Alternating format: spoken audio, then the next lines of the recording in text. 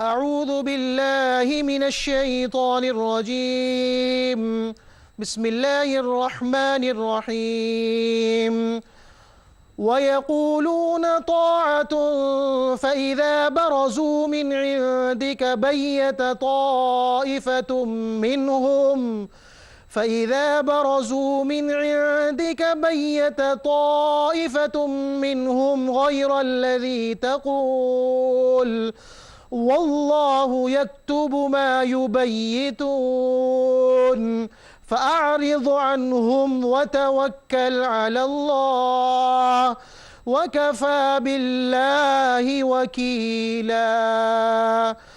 أفلا يتدبرون القرآن ولو كان من عند غير الله لوجدوا فيه اختلافا كثيرا وإذا جاءهم أمر من الأمن أو الخوف أذاعوا به ولو ردوه إلى الرسول وإلى أولي الأمر منهم لعلمه الذين يستنبطونه منهم ولولا فضل الله عليكم ورحمته لاتبعتم الشيطان إلا قليلا ولولا فضل الله عليكم ورحمته لاتبعتم الشيطان إلا قليلا فقاتل في سبيل الله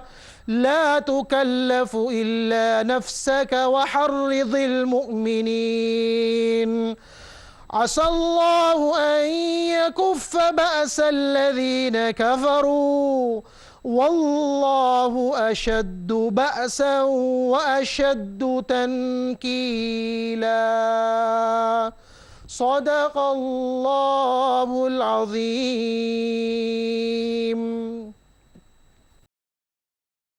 الحمد لله رب العالمين والصلاة والسلام على سيد الأنبياء والمرسلين أما بعد أعوذ بالله من الشيطان الرجيم بسم الله الرحمن الرحيم ويقولون طاعة فإذا برزوا من عندك بيت طائفة منهم غير الذي تقول والله يكتب ما يبيتون فأعرض عنهم وتوكل على الله وكفى بالله وكيلا. صدق الله العظيم. اللهم صل على محمد وعلى آل محمد وبارك وسلم. رب اشرح لي صدري ويسر لي أمري واحلل عقدة من لساني يفقهوا قولي واجعل لي وزيرا من أهلي آمین یا رب العالمین. ناظرین کرام السلام علیکم ورحمۃ اللہ وبرکاتہ. پروگرام بصیرت القرآن میں خوش آمدید. الحمدللہ آج ہم مطالعہ کر رہے ہیں سورۃ النساء آیات 81 تا 84 کا، اور الحمدللہ آج پروگرام نمبر 144 آپ کے خدمت میں پیش کیا جا رہا ہے. قاری سلمان صاحب نے آج کی زیر مطالعہ آیات سورہ نساء آیات 81 تا 84 کی تلاوت کے ذریعے پروگرام کا باقاعدہ آغاز فرما دیا ہے، اور ہمیشہ کی طرح آج بھی اسٹوڈیوز میں ہمارے ساتھ ہمارے نوجوان ساتھی موجود ہیں. قرآن اکیڈمی کراچی میں تعلیم بھی حاصل کر رہے ہیں اور پاکستان کے مختلف شہروں سے ان کا تعلق بھی ہے. آئیے انہیں خوش آمدید کہیں. السلام علیکم ورحمۃ اللہ وبرکاتہ. وعلیکم السلام ورحمۃ اللہ. خیریت سے آج بھی آپ ہمارے ساتھ ہیں پچھلے پروگرام کی طرح ماشاءاللہ. جی ناظرین کرام ہم سب کی ترغیب و تشویق کے لیے، یاد دہانی کے لیے ایک مبارک فرمان نبی اکرم صلی اللہ علیہ وسلم کا. آئیے قرآن سیکھیں. فرمان نبوی صلی اللہ علیہ وسلم: جو سرکشی کے ساتھ اس قرآن کریم کو ترک کر دے گا تو اللہ تعالیٰ اسے برباد کر دے گا. اللہ اکبر. یہ جامع ترمذی میں روایت ہے، نبی پاک صلی اللہ علیہ وسلم کو مبارک فرمان ہے. طویل حدیث کا مطالعہ کر رہے ہیں، ایک ایک جملہ روزانہ سمجھ رہے ہیں، اور آج جو بات ہے بہت خطرناک ہے. جو سرکشی کی وجہ سے قرآن کو ترک کرے گا اللہ اسے برباد کر کے چھوڑ دے گا. اللہ ہمیں اس بربادی سے محفوظ رکھے. آج جو امت نے قرآن حکیم کے ساتھ سلوک کر رکھا ہے، مرحومین کے لیے ہم نے قرآن کو مخصوص کر دیا. زندوں کے لیے کتاب تھا، زندوں کے لیے کلام تھا، اور ہم نے مرحومین کے لیے اس کو الاٹ کر دیا ہے. تلاوت کیجئے، مرحومین کے لیے دعا کیجئے، ثواب ملے گا انشاءاللہ تعالی. اپنے لیے تو کھولیے قرآن کو. ہمیں اللہ کیا کہتا ہے، ہم سے کیا تقاضا کرتا ہے.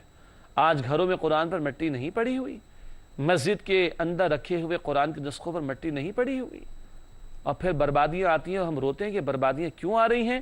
تو اللہ کے نبی پاک صلی اللہ علیہ وسلم نے فرما دیا جو سرکشی کے ساتھ اس قرآن کریم کو ترک کر دے گا تو اللہ تعالیٰ اسے برباد کر دے گا. اللہ ہمیں قرآن حکیم سے ہمارے تعلق کو مزید مضبوط کرنے کی توفیق عطا فرمائے۔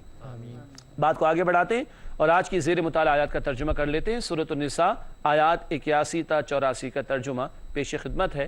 ارشاد ہوا، اور وہ کہتے ہیں کہ ہم نے حکم مان لیا، پھر اے نبی صلی اللہ علیہ وسلم جب یہ آپ کے پاس سے نکلتے ہیں تو رات کے وقت ان میں سے گروہ مشورہ کرتا ہے برخلاف اس کے جو آپ نے فرمایا ہے، اور اللہ لکھ لیتا ہے اس مشورے کو جو وہ کر رہے ہیں۔ پس اے نبی صلی اللہ علیہ وسلم ان سے اعراض کیجئے اور بھروسہ کیجئے اللہ پر، اور اللہ کافی ہے کارساز۔ تو کیا وہ غور نہیں کرتے قرآن میں؟ اور اگر یہ اللہ کے سوا کسی اور کی طرف سے ہوتا تو وہ ضرور پاتے اس میں بہت سے اختلافات، اور جب ان کے پاس کوئی خبر آتی ہے امن یا خوف کی تو چرچا کرنے لگتے ہیں اس کا، اور اگر وہ لوٹا دیتے اس خبر کو رسول صلی اللہ علیہ وسلم اور اپنے صاحبان اختیار تک تو یقیناً جان لیتے اس خبر کی حقیقت کو وہ ان میں سے جو نتیجہ اخذ کر سکتے ہیں بات کا، اور اگر تم پر اللہ کا فضل نہ ہوتا اور اس کی رحمت تو یقیناً تم پیچھے لگ جاتے شیطان کے سوائے تم میں سے چند کے۔ تو اے نبی صلی اللہ علیہ وسلم آپ جنگ کیجئے اللہ کی راہ میں، آپ ذمہ دار نہیں ہیں مگر صرف اپنی جان کے، اور مؤمنوں کو بھی اس کا شوق دلائیے۔ قریب ہے کہ اللہ روک ہی دے جنگ ان سے جنہوں نے کفر کیا ہے، اور اللہ بہت سخت ہے پکڑ کرنے میں، اور وہ بہت سخت ہے سزا دینے میں۔ ناظرین کرام، یہ ترجمہ سورۃ النساء آیات 81 تا 84 کا۔ آئیے بات کو آگے بڑھاتے ہیں اور ربط آیات کو سمجھتے ہیں۔ گزشتہ آیات اور آج کی زیر مطالعہ آیات کا باہمی تعلق اسے ہم ربط آیات کہتے ہیں۔ پہلی بات ربط آیات کے حوالے سے اسکرین پر آپ دیکھ سکتے ہیں لکھی ہے، گزشتہ آیت میں رسول اللہ صلی اللہ علیہ وسلم کی اطاعت کو اللہ تعالیٰ ہی کی اطاعت قرار دیا گیا تھا۔ من یطع الرسول فقد اطاع اللہ، جس سے رسول علیہ السلام کی اطاعت کی اسی نے اللہ کی اطاعت کی۔ یہ تو پچھلی آیت میں ذکر تھا جو آخری ہم نے پچھلے پروگرام میں آیت سمجھی تھی۔ اب کیا ہے؟ اب اطاعت رسول صلی اللہ علیہ وسلم سے فرار اختیار کرنے والے منافقین کی مزید بری عادتوں کا تذکرہ ہے۔ اطاعت رسول کا حکم پچھلی آیات میں تھا، اب اطاعت رسول صلی اللہ علیہ وسلم سے فرار اختیار کرنے والے منافقین کے جرائم کا تذکرہ آ رہا ہے۔ ناظرین کرام، چلتے ہیں ربط آیات کے بعد تعارف کی طرف۔ جن باتوں پر تفصیل سے آگے چل کر گفتگو ہوگی ان کا مختصر جائزہ اولاً آپ کے سامنے رکھا جاتا ہے۔ تعارف کے ذیل میں 3 باتیں ہیں۔ سب سے پہلی بات تعارف کے حوالے سے لکھی ہے، منافقین کے قول و فعل کے تضاد کا بیان، بات کچھ اور عمل کچھ، اس کو تضاد کہا جاتا ہے۔ دوسری بات تعارف کے ذیل میں لکھی ہے، افواہوں کی تحقیق کا حکم۔ یہ تفصیلی بات ہے، آگے تشریح میں سمجھیں گے انشاءاللہ تعالی۔ افواہوں کی تحقیق کا حکم۔ اور آخری بات تعارف کے ذیل میں آپ اسکرین پر دیکھ سکتے ہیں لکھی ہے، قتال کرنے کے حوالے سے ہدایات، ابھارا گیا ہے اہل ایمان کو جنگ کے حوالے سے۔ ناظرین کرام، تعارف کے بعد تجزیہ، یعنی ہر آیت میں کیا عنوان زیر گفتگو رہے گا اس کو ہم سمجھتے ہیں تجزیے کے ذیل میں۔ سورۃ النساء آیات 81 تا 84 کا تجزیہ پیش خدمت ہے۔ سب سے پہلے آیت نمبر 81، منافقین کی سازشوں سے اعراض کرنے اور اللہ پر بھروسہ کرنے کی تلقین، توکل اللہ پر، اس کی تلقین ہے۔ آیت نمبر 82، منافقت کا علاج تدبر قرآن میں ہے، یعنی قرآن حکیم میں غور و فکر کرنا۔ اس کا ربط کیا ہے آگے چل کر سمجھیں گے انشاءاللہ۔ پھر آیت نمبر 83، منافقین کے افواہ سازی کے جرم کا بیان، افواہوں کو یعنی غلط باتوں کو نشر کر دینا، بغیر تحقیق کے نشر کر دینا، اس کا ذکر آئے گا۔ اور آخری آیت آج ہم سمجھیں گے آیت نمبر 84 سورۃ النساء کی، رسول اللہ صلی اللہ علیہ وسلم اور اہل ایمان کو کفار سے جنگ کرنے کی ترغیب۔ یہ تفصیل آئے گی آیت نمبر 84 میں انشاءاللہ تعالی۔ ناظرین کرام، الحمدللہ زیر مطالعہ آیات کا ترجمہ، ربط آیات، تعارف اور تجزیہ آپ کی خدمت میں پیش کیا گیا۔ اب پروگرام کی ترتیب کے مطابق آگے بڑھتے ہیں اور ہر آیت کا ترجمہ اور تشریح سمجھنے کی کوشش کرتے ہیں۔ سب سے پہلے سورۃ النساء آیت نمبر 81، رب العالمین کی طرف سے ارشاد ہوا، وَيَقُولُونَ طَاعَةً فَإِذَا بَرَزُوا مِنْ عِنْدِكَ بَيَّتَ طَائِفَةٌ مِّنْهُمْ غَيْرَ الَّذِي تَقُولُ وَاللَّهُ يَكْتُبُ مَا يُبَيِّتُونَ فَأَعْرِضْ عَنْهُمْ وَتَوَكَّلْ عَلَى اللَّهِ وَكَفَى بِاللَّهِ وَكِيلًا۔ سورۃ النساء آیت نمبر 81 ہے۔ آئیے کرتے ہیں اس کا ترجمہ۔ ارشاد ہوا، اور وہ کہتے ہیں کہ ہم نے حکم مان لیا۔ پھر اے نبی صلی اللہ علیہ وسلم جب یہ آپ کے پاس سے نکلتے ہیں تو رات کے وقت ان میں سے ایک گروہ مشورہ کرتا ہے برخلاف اس کے جو آپ نے فرمایا ہے، اور اللہ لکھ لیتا ہے اس مشورے کو جو وہ کر رہے ہیں۔ بس اے نبی صلی اللہ علیہ وسلم ان سے اعراض کیجئے اور بھروسہ کیجئے اللہ پر، اور اللہ کافی ہے کارساز۔ ناظرین کرام، یہ ترجمہ سورۃ النساء آیت نمبر 81 کا۔ آئیے اس آیت کی تشریح کی طرف چلتے ہیں۔ بات واضح ہے، منافقین کے حوالے سے گفتگو جاری ہے۔ ناظرین کرام دوبارہ دہرا دیجئے، منافقین کے حوالے سے سورۃ النساء میں بہت باتیں بیان ہوئی ہیں اور ان کا پول کھولا گیا ہے، جس کا تذکرہ بار بار آ رہا ہے۔ خاص طور پر اطاعت رسول صلی اللہ علیہ وسلم سے فرار اختیار کرنا یہ جرم ہے بہت بڑا منافقین کا، اس کا ذکر بار بار آیا ہے۔ اب آئیے آیت نمبر 81 کی تشریح کی طرف چلتے ہیں۔ پہلی بات لکھی ہے، منافقین رسول اللہ صلی اللہ علیہ وسلم کی خدمت اقدس میں حاضر ہوتے اور آپ کی اطاعت کا اقرار کرتے، دعوے بہت کرتے تھے اور نعرے بھی بہت لگاتے تھے، بہت دعوے کرتے تھے، لیکن دعویٰ کچھ ہوتا اور عمل کچھ اور ہوا کرتا تھا۔ حتیٰ کہ عبداللہ بن ابی، یہ سردار تھا منافقین کا، ناظرین کرام نوٹ کیجئے گا، عبداللہ بن ابی جو کہ سردار تھا منافقین کا، یہ جمعے کے دن پہلی صف میں کھڑا ہوتا تھا اور کہتا تھا لوگوں میں گواہی دیتا ہوں یہ اللہ کے رسول ہے صلی اللہ علیہ وسلم۔ بھائی کیا ضرورت پڑی ہے اس بات کی؟ سارے مسلمان تو بیٹھے ہوئے، لیکن کیا ہے اپنے آپ کو ظاہر کرنا، تو ظاہر میں کچھ اور باطن میں کچھ، یہ ہے منافقت کا طرز عمل۔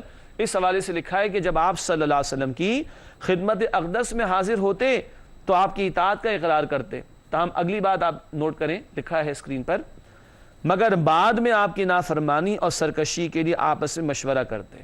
رسول پاک علیہ السلام کی محفل سے اٹھ کر گئے، علیحدگی میں بیٹھے ہوئے، یہ کیا قتال کا تقاضا آ گیا، یہ کیا انفاق کا تقاضا آ گیا، ہماری تو جان چلی جائے گی، ہمارا تو مال ختم ہو جائے گا۔ یہ مشورے پھر ہوتے تھے کس چیز کے؟ نبی پاک صلی اللہ علیہ وسلم کی نافرمانی کے۔ ناظرین کرام یہ کبھی خیال آتا ہوگا نا، تو بہت برے لوگ تھے، بہت ہی گندے لوگ تھے، لیکن تھے کون یہ لوگ؟ کلمہ پڑھنے والے مسلمان، نمازوں میں آنے والے مسلمان، جمعے میں پہلی صف میں کھڑا ہونے والا عبداللہ بن ابی، وہ بھی کلمہ پڑھنے والا مسلمان تھا۔ گڑبڑ کیا ہوئی؟ یہ نفاق کیوں پیدا ہوتا ہے؟ دنیا کی محبت میں غرق ہو کر، دنیا کی محبت میں ڈوب کر بندہ جان بوجھ کر دین سے فرار اختیار کرتا ہے، یہاں سے نفاق کا مرض شروع ہوتا ہے۔ بھولنا جائیے گا اور گزرنا جائیے گا یہ تو منافقوں کا بیان ہے، نہ وہ بھی کلمہ پڑھنے والے تھے، غرق ہوئے دنیا کی محبت میں، ڈوبے دنیا کی محبت میں، پھر نفاق کے سفر کا آغاز ہوا۔ اللہ ہم سب کے دلوں کو نفاق سے پاک فرمائے۔ آگے چلتے لکھا ہے، اللہ تعالیٰ ان کی تمام حرکات کو محفوظ کر رہا ہے۔ اللہ کے نبی صلی اللہ علیہ وسلم کو اللہ تعالیٰ نے تسلی دی، ان کی ساری حرکتیں اللہ کے علم میں، بلکہ اللہ لکھ رہا ہے، مراد اللہ لکھوا رہا ہے، جو کچھ ان کے کرتوت اور اعمال ہیں سب اللہ کے علم میں ہیں۔ اور یہ کیوں بیان آتا ہے کہ سب اللہ کے علم میں ہیں؟ کیونکہ کل حاضری ہوگی اللہ کے حضور، کل پیشی ہوگی اللہ کے حضور، اور کل ان سارے معاملات کے حوالے سے حساب کتاب ہوگا اور کھرے و کھوٹے کا فیصلہ قیامت کے دن بالآخر کر دیا جائے گا۔ آخری بات اس آیت کی تشریح کی ذیل میں اسکرین پر آپ دیکھ سکتے ہیں، لکھا ہے رسول اللہ صلی اللہ علیہ وسلم کو ان کی سازشوں کی پرواہ نہ کرنے اور اللہ پر بھروسے کی تلقین۔ کیا مطلب؟ یہ سازشیں کرتے رہیں جتنا چاہیں، لیکن اے نبی پاک صلی اللہ علیہ وسلم آپ، اور ظاہری بات ہے رسول پاک علیہ السلام کے ذریعے ایمان والوں کو ترغیب دلائی جا رہی ہے کہ توکل اور بھروسہ کس پر رکھیں؟ اللہ پر، تو پھر ان کی سازشیں کچھ بھی بگاڑ نہیں سکیں گی۔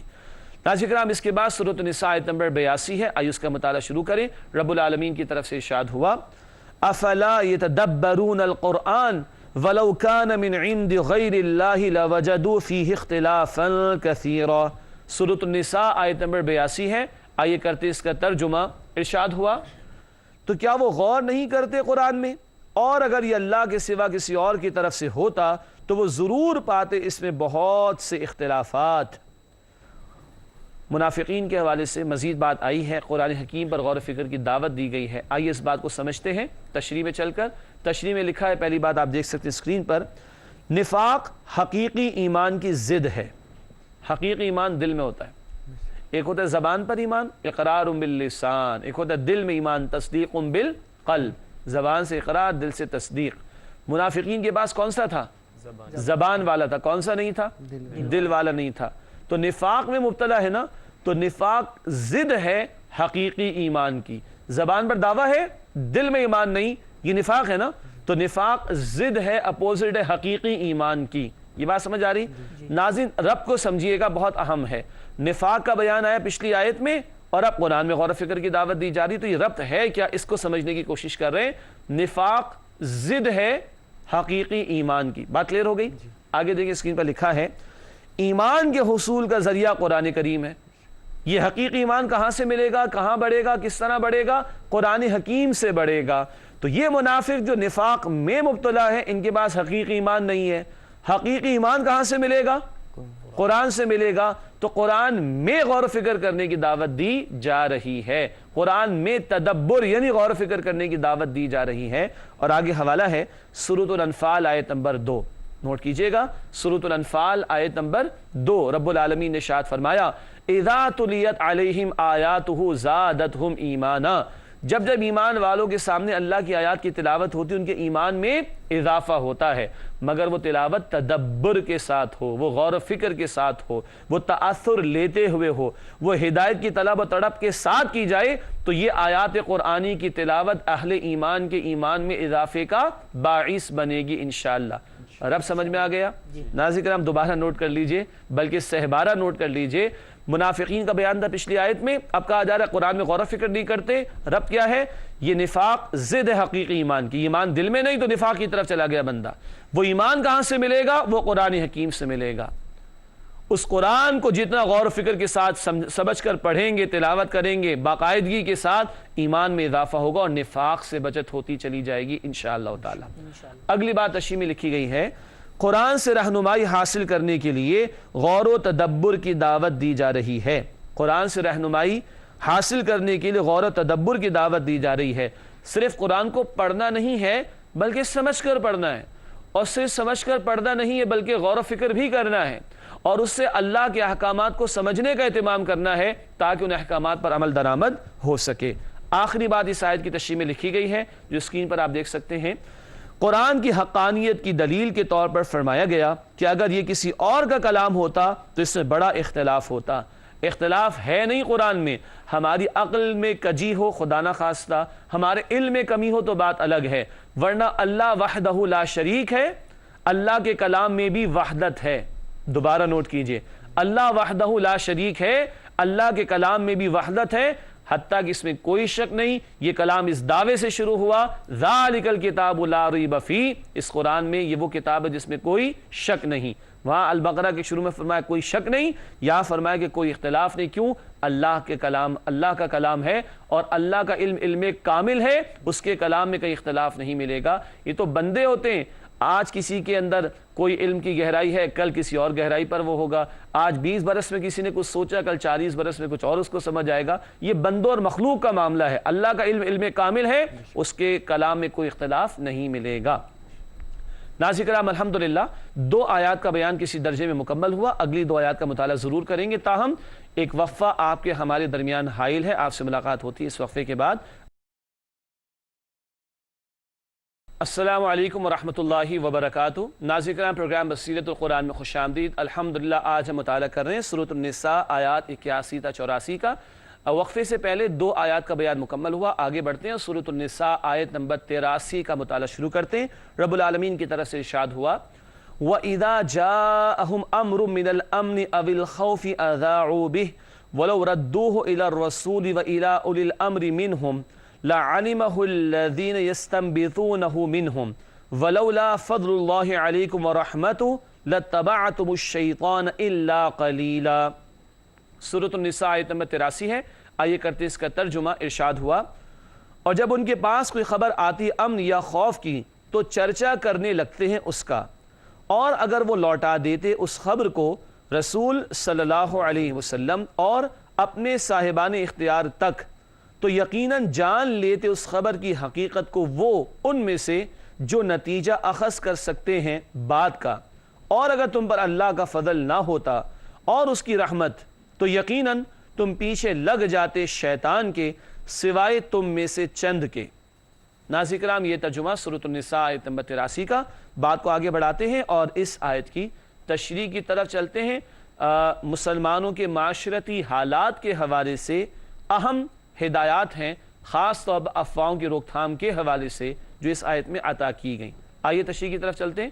سب سے پہلی بات اسکرین پر آپ دیکھ سکتے ہیں، تشریح میں لکھا ہے ہر خبر کی بلا تصدیق و تحقیق تشہیر کرنے سے منع کیا گیا۔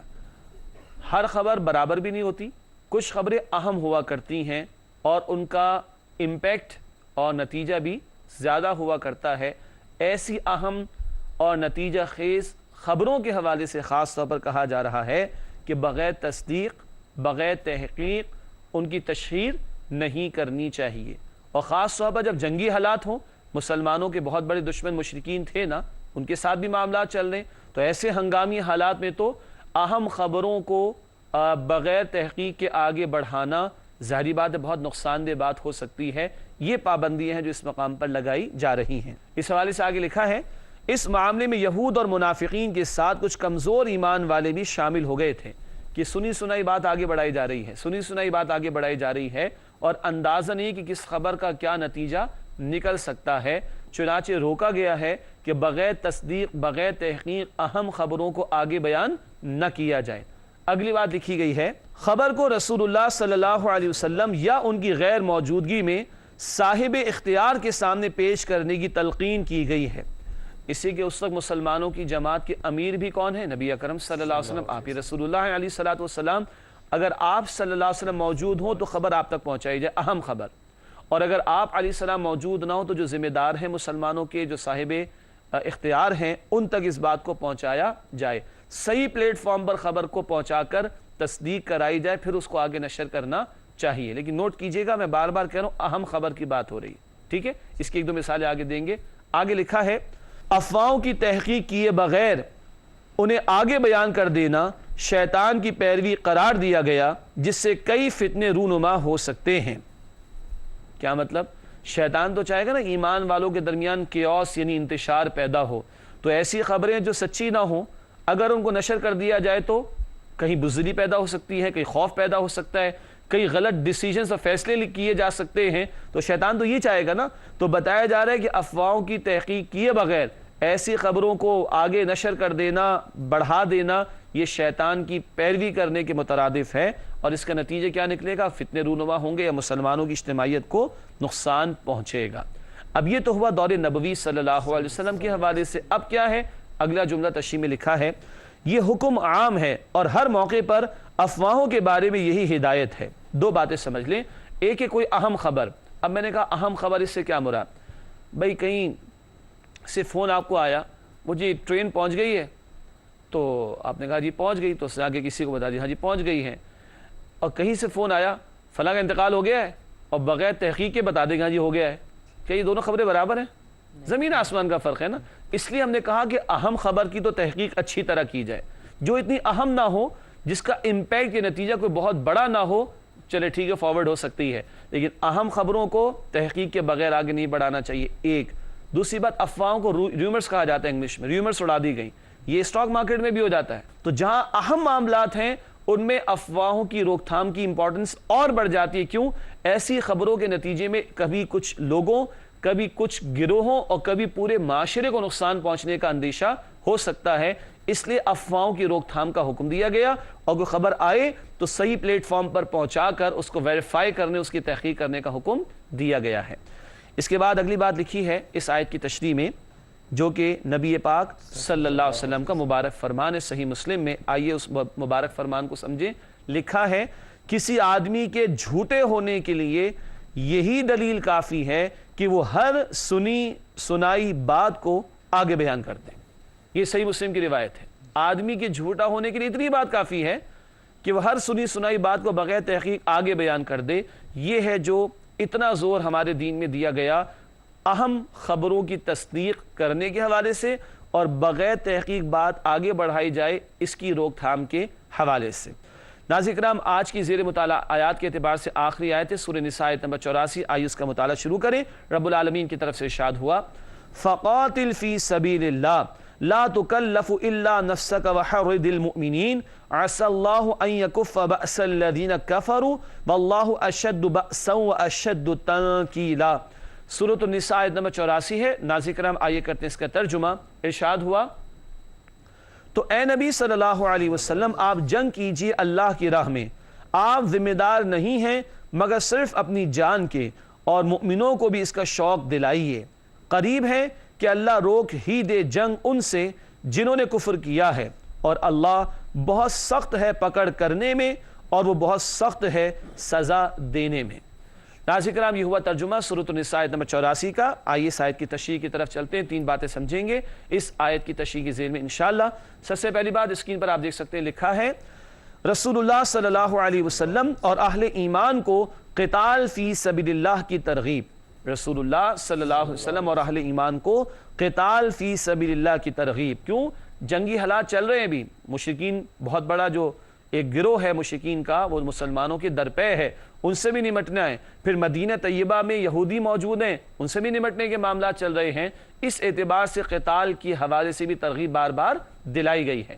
اگلی بات اشی میں لکھی گئی ہے، مسلمان ہر وقت مستعد رہیں گے تو دشمن پر ان کا رو پڑے گا اور وہ کسی ممکنہ حملے سے رک جائیں گے۔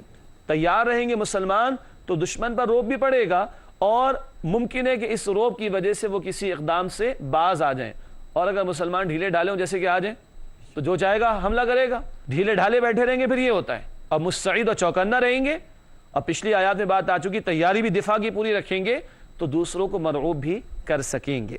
آخری بات اس آیت کی تشریح کی ذیل میں لکھی گئی ہے، لیکن اگر دشمن نے حملے کی ٹھان ہی لی تو اللہ کافروں کی سخت گرفت کرے گا۔ کیوں؟ قرآن نے کہا واللہ اشد بأسا واشد تنکیلا، اللہ بہت سخت ہے پکڑنے میں اور اللہ بہت سخت ہے سزا دینے میں۔ پھر کافروں کی گرفت کون فرمائے گا؟ اللہ تعالیٰ۔ مگر کب؟ جب ایمان والے ایمان پر ہوں۔ ایمان والے کفر پر چلے جائیں، استغفر اللہ، پریشان تو نہیں ہو گئے آپ ناظرین کرام؟ عمل نہ کرنا بھی کفر ہوتا ہے۔ حدیث شریف میں ہے کہ من ترک الصلاۃ متعمدا فقد کفر، جس نے نماز جان بوجھ کے ترک کر دی وہ کفر کر چکا۔ یہ عملی کفر ہے، عقیدے کا کفر نہیں ہے تو صحیح۔ باغیوں کے ساتھ اللہ کی مدد کا وعدہ نہیں، ایمان والوں کے ساتھ اللہ کی مدد کا وعدہ ہے۔ اگر ایمان والے ایمان پر ہوں واقعات تو پھر یہ ہوگا جیسے کہ تشریح میں لکھا ہے، لیکن اگر دشمن نے حملے کی ٹھان ہی لی تو اللہ کافروں کی سخت گرفت کرے گا۔ ناظرین کرام، الحمدللہ آج کی زیر مطالعہ آیات النساء آیات 81 تا 84 کا مطالعہ کسی درجے میں مکمل ہوا۔ وقت ہے ہمارے نوجوان ساتھیوں کے لیے سوالات کے حوالے سے، آئیے ان سے دریافت کرتے ہیں کہ وہ ہم سے کیا معلوم کرنا چاہتے ہیں۔ جی پہلا سوال عقیل آپ کا ہے۔ جی بسم اللہ الرحمن الرحیم۔ آیت نمبر 81 میں مشورے کے بارے میں آیا ہے، میں اس کے بارے میں یہ جاننا چاہتا ہوں کہ مشورہ ہوتا کیا ہے، یہ اس کی اہمیت مسلمانوں کے لیے کیا ہے، یہ کن کن لوگوں سے کیا جاتا ہے اور یہ کن کن معاملات میں کیا جاتا ہے؟ ماشاءاللہ۔ ناظرین کرام، ایک ہی سوال میں اتنے سارے سوال آ گئے، اس کے تو پورا پروگرام چاہیے ہوگا۔ سوال یہ آیا ہے کہ مشورہ ہوتا کیا ہے، مشورے کی اہمیت کیا ہے، مشورہ کن کن سے کیا جاتا ہے، اور مشورہ کن کن معاملات میں کیا جاتا ہے۔ بہت اچھا سوال ہے۔ سوال اس لیے اٹھا کہ مشورے منافق بھی کرتے تھے۔ وہ کس کے مشورے کرتے تھے؟ اللہ کے رسول علیہ السلام کی نافرمانی کا، استغفر اللہ۔ تو مسلمانوں کے مشورے کیسے ہونے چاہیے؟ اللہ کے رسول علیہ السلام کی اطاعت کے حوالے سے، آیت کے حوالے سے تو یہ بات سمجھ میں آتی ہے۔ مشورہ کیا ہوتا ہے؟ مشورہ یہ ہوتا ہے کہ انسان کو صحیح ڈیسیجن یا صحیح فیصلے تک پہنچنے کے لیے معاونت یا تعاون درکار ہوتا ہے، اور انسان کی عقل کل تو ہے نہیں، اس لیے وہ محتاج ہے کہ وہ مشورہ کرے۔ اچھا غور کیجئے گا ناظرین کرام، ہم پڑھ چکے ہیں سورہ آل عمران آیت 159، سورہ آل عمران آیت 159، اللہ تعالیٰ نے نبی اکرم صلی اللہ علیہ وسلم کو مشورہ کرنے کی تلقین فرمائی صحابہ کرام سے۔ ہم نے وہاں ذکر کیا تھا اللہ کے رسول علیہ السلام پر تو وحی آتی تھی، آپ کو مشوروں کی ضرورت تو نہیں تھی، پھر بھی اللہ کے رسول نے مشورے کیے تو امت کو رہنمائی دی ہے۔ وہاں وحی آ رہی ہے تب بھی مشورے ہوئے، تو یہاں تو کتنا زیادہ مشوروں کا معاملہ ہونا چاہیے۔ اسی کو قرآن کہتا ہے سورہ شورا آیت نمبر 38 میں، سورہ شورا آیت 38 میں ذکر آیا وَأَمْرُهُمْ شُورَا بَيْنَهُمْ، اہل ایمان کے آپس کے معاملات باہمی مشوروں سے طے ہوتے ہیں۔ یہ تو اہمیت آ گئی۔ حدیث شریف میں یہ بھی ہے کہ مشورہ کرنے والا کبھی ناکام اور نامراد نہیں ہوتا، اور مشورے کے نتیجے میں اللہ کی مدد بھی شامل حال ہو جاتی ہے۔ مشورہ کن سے کیا جائے؟ ایک ہوگا وہ کوئی ٹیکنیکل معاملہ کہ جس پر اس ٹیکنیکل ایکسپرٹائز رکھنے والوں سے مشورہ کیا جائے گا۔ بلڈنگ کی تعمیر کرنی ہے تو مفتی صاحب سے مشورہ تو شاید نہیں لیں گے، دعا کرا لیں گے ان سے انشاءاللہ، لیکن وہ آرکیٹیکٹ سے بات کریں گے، کنسٹرکشن کی جو ایکسپرٹائز رکھتے ہیں ان سے بات کریں گے۔ تو کبھی مشورہ ہوگا کسی ٹیکنیکل ایشو پر تو اس ٹیکنیکل ایکسپرٹائز یعنی مہارت رکھنے والوں سے مشورہ ہوگا۔ کبھی مشورہ ہوگا خالص دینی معاملے پر تو پھر انجینئر صاحب سے نہیں پوچھیں گے، پھر ڈاکٹر صاحب سے نہیں پوچھیں گے، پھر علماء دین سے پوچھیں گے۔ کبھی مشورہ ہوگا گھر کے معاملات میں، تو اگر عام معاملہ ہے تو شوہر بیوی سے بھی مشورہ کرے، ٹھیک ہے؟ آپ لوگ طالب علم ہیں، ناظرین کرام آپ سے خطاب کر لیتے ہیں۔ اللہ کے نبی پاک علیہ السلام بیویوں سے بھی مشورہ کیا کرتے تھے۔ اللہ کے نبی پاک صلی اللہ علیہ وسلم ان صحابہ کرام سے بھی مشورہ فرماتے تھے جو عمر میں چھوٹے تھے۔ تو پھر عمومی معاملات میں جو دستیاب اس سے مشورہ کیا جا سکتا ہے۔ اور کن کن معاملات میں مشورہ کریں؟ علماء نے تو یہاں تک لکھا، ایک بزرگ جا رہے تھے اور 4 ساتھی ان کے ساتھ گاڑی میں سوار تھے، بار بار بیٹا یہاں سے رائٹ لیں کہ لیفٹ لیں، کیا خیال ہے، اس روڈ سے چلیں اس روڈ سے چلیں؟ حالانکہ وہ مفتی صاحب تھے، اتنے بظاہر چھوٹے سے معاملے میں بھی وہ مشورہ کر رہے تھے۔ تو حتی الامکان ہمیں اپنے معاملات کو، خاص طور پر اہم معاملات کو مشوروں کے ذریعے طے کرنا چاہیے۔ میں نے کوشش کی کہ پورے ایک پروگرام کا مواد چند جملوں میں آپ کے سوال کے نتیجے میں رکھ دیا جائے۔ جی سہیب، آپ کا سوال کیا ہے؟ تدبر سے کیا مراد ہے، اس کی تھوڑی وضاحت فرما دیں، اور ہم کیسے کر سکتے ہیں تدبر؟ ماشاءاللہ، تدبر سے کیا مراد ہے اور اس کی وضاحت ہو جائے اور ہم کیسے کر سکتے ہیں۔ ایک ترجمہ تو کیا گیا غور و فکر۔ ناظرین کرام ایک وضاحت کر دوں کہ ہم خالص ٹیکنیکل مباحث میں نہیں جا رہے، ورنہ مشورہ پھر اس کو عربی کی روٹ سے لے کر آئیں پھر ڈیبیٹ کریں، تدبر اس کو عربی کی روٹ سے لے کر آئیں پھر ڈیبیٹ کریں۔ ہم اتنے مباحث میں نہیں جا رہے، ہمارے اس پروگرام کی نوعیت کو ہم نے بہت سادہ انداز میں رکھنے کی کوشش کی ہے تاکہ عام حضرات و خواتین تک بھی قرآن کا بنیادی پیغام پہنچ سکے۔ باقی جو اہل علم ہے وہ خالص عالمانہ انداز میں مزید گفتگو کر سکتے ہیں، مگر ہم ایک طالب علمانہ انداز میں سادہ الفاظ میں قرآن کا پیغام آپ کے سامنے رکھنا چاہتے ہیں۔ تدبر، غور و فکر کرنا، کیا ذرا گہرائی میں اتر کر غور و فکر کرنا۔ ایک ہوتا ہے تذکر، کیا تذکر ہوتا ہے قرآن کے ترجمے اور بنیادی معلومات کو سامنے رکھ کر کچھ بات سمجھنا، اور تدبر کیا ہوتا ہے قرآن میں گہرائی میں اتر کر، پھر تو عربی کا گہرا ذوق بھی ہو، پھر تفاسیر جو اسلاف کا کام اس پر بھی نگاہ ہو، پھر اہل علم جو کچھ لکھا اس پر بھی توجہ ہو اور ہوتی چلی جائے، پھر اہل علم کی صحبت میں انسان بیٹھے، پھر جو اور علوم ہیں اصول تفسیر، اصول حدیث، اصول فقہ وغیرہ، ان پر بھی توجہ ہو، پریشان نہ ہو۔ لیکن ہے اسپیشلائزڈ کام، اسپیشلائزڈ جاب تدبر کی، تو اس کے لیے ریکوائرمنٹس بھی زیادہ ہوں گی کوالیفیکیشن کے اعتبار سے۔ سادہ الفاظ میں اگر ہم غور و فکر کرنا چاہیں تو آغاز کریں ترجمے اور تفسیر سے، ٹھیک ہے؟ کیونکہ جب ہم تفسیر علماء کی پڑھیں گے تو ہم ادھر ادھر بھٹکیں گے انشاءاللہ تعالی۔ پھر اللہ توفیق دے تو بنیادی عربی گرامر سیکھیں تاکہ ترجمہ تھوڑا سا کم ہو جائے اور رب کائنات کے الفاظ میں ہی ہمیں سمجھ میں آنا شروع ہو کہ کیا کہا جا رہا ہے۔ پھر وقت لگائیں اہل علم کے ساتھ، علماء دین کے ساتھ، تو اور گہرائی پیدا ہوگی، پھر کچھ گہرائی میں جا کر علم و حکمت کے موتی نکلنا شروع ہوں گے۔ دیکھیں میں نے کہا تذکر اور تدبر، سمندر میں آئل ٹینکر ڈوب جائے تو سرفیس پہ پانی نظر آئے گا اور اس کے ساتھ تیل بھی نظر آئے گا، ٹھیک ہے؟ یہ اوپر ہی اوپر نظر آ جائے گا۔ لیکن اگر وہ موتی نکالنے ہو تو اوپر نظر آتے ہیں؟ کہاں جانا پڑتا ہے؟ وہ نیچے، deep into the sea. Clear? تو قرآن کا سادہ پیغام تو سرفیس پہ ہے، ترجمہ تفسیر سے ہو جائے گا، لیکن علم و حکمت کے موتی نکالنے تو گہرائی میں اترنا پڑے گا، اور اس کے لیے پوری زندگیاں لگا کر بھی حق ادا ہو نہیں سکے گا۔ جی حاجی صاحب کا سوال۔ میرا سوال یہ ہے کہ آج کے درس میں آیت نمبر 83 کے اندر ذکر آیا کہ آج کل لوگوں کے اندر بغیر تحقیق کرے اور بغیر ریسرچ کرے باتیں پھیلا دی جاتی ہیں میڈیا اور دوسرے ذرائع کے حوالے سے۔ صحیح۔ تو دین کے اندر اس کے حوالے سے کے ساتھ کیا احکامات ہیں؟ میڈیا میں یا عام لوگوں میں بغیر تحقیق کے باتیں نشر کر دی جاتی ہیں، اس حوالے سے دین کی تعلیم کیا ہے؟ حدیث ہم نے سنی تھی نا، آدمی کے جھوٹا ہونے کے لیے اتنی بات کافی ہے کہ وہ سنی سنائی بات کو بغیر تحقیق کے آگے بیان کر دے۔ ہاں میڈیا پہ کچھ زیادہ ہوتا ہے، مرچ مسالے بھی لگا دیے جاتے ہیں اور پھر بعد میں معذرتیں بھی آتی ہیں کہ خبر غلط نشر ہو گئی تھی، یہی افراد کے درمیان میں بھی ہو جاتا ہے۔ تو بھائی جب تحقیق کی نہیں ہے تو آگے کیوں بیان کرتے ہیں کہ اگر شرمندگی اٹھانی پڑے؟